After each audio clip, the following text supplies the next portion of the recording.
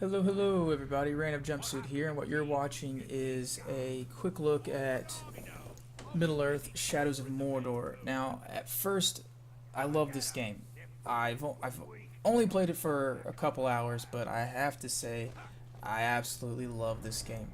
One reason why I love this game is that the fighting style and the stealth. Those are the two aspects of this game that I have loved so far, and I'm sure it's just going to get way better.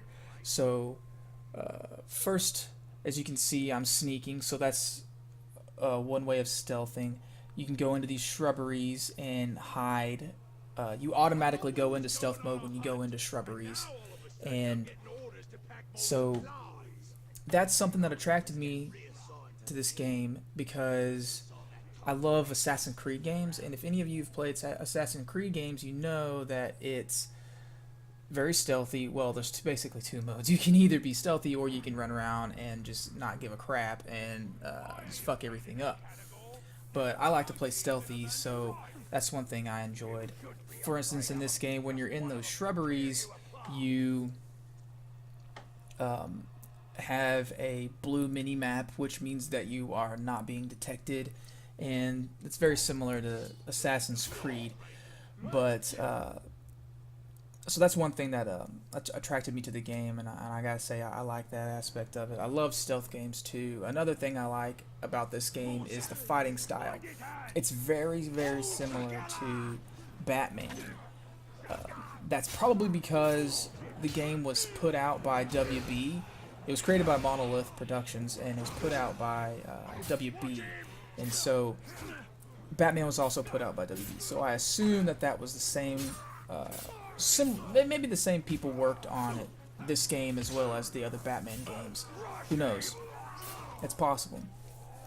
And so that was one thing that I thought was interesting, and I noticed it immediately. And then upon researching, I was like, oh, okay, WB put this out. That makes sense now why it's kind of like Batman.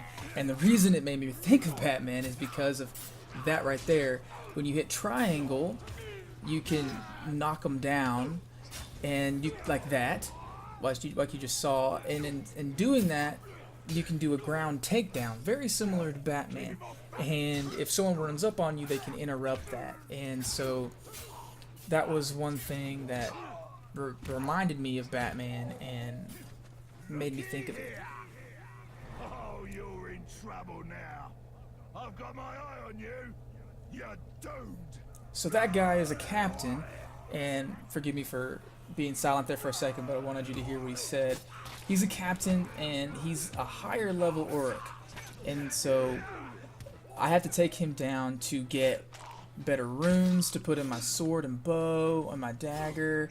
They give you different aspects, different abilities, like being able to have stronger attacks when you're riding an animal or something like that. And so I couldn't kill this guy because he was pretty strong. And as you can see, I'm attacking him and it's not doing a whole lot. And then he does this, Hate of Pain, and he heals himself super quick.